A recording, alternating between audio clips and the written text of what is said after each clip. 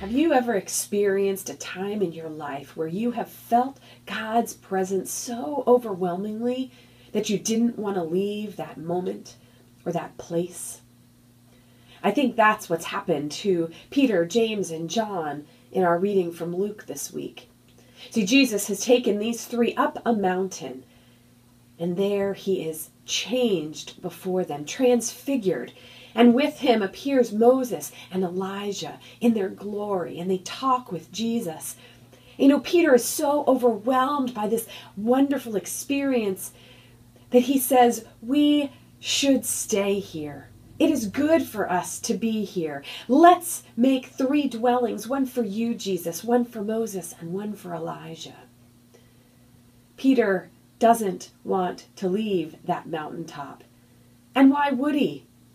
What does he have to face back down in the valley? I mean, Jesus has already caused a stir in the synagogues. The Pharisees are already plotting against him. And Jesus has already told the disciples that he's headed towards suffering and death.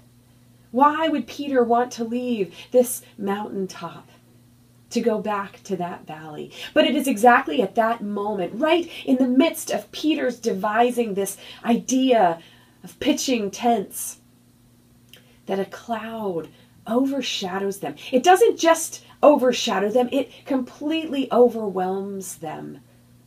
It silences them. It blinds them. And there they hear the voice of God that has only spoken one other time in the Gospels at Jesus' baptism. Here the voice says, "This is my Son, my chosen. Listen to him."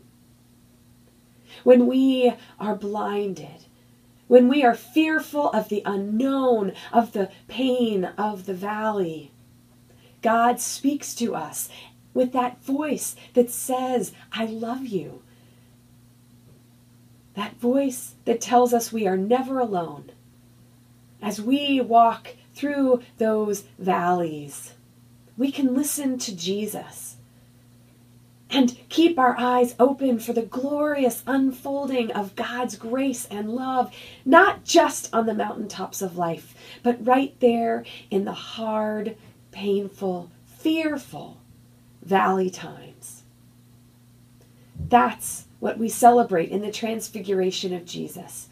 That God's glory isn't just revealed in those once-in-a-while moments, in those spaces and places beyond what is every day, but that God's glory is revealed each and every moment, open to us in those times when life seems hard.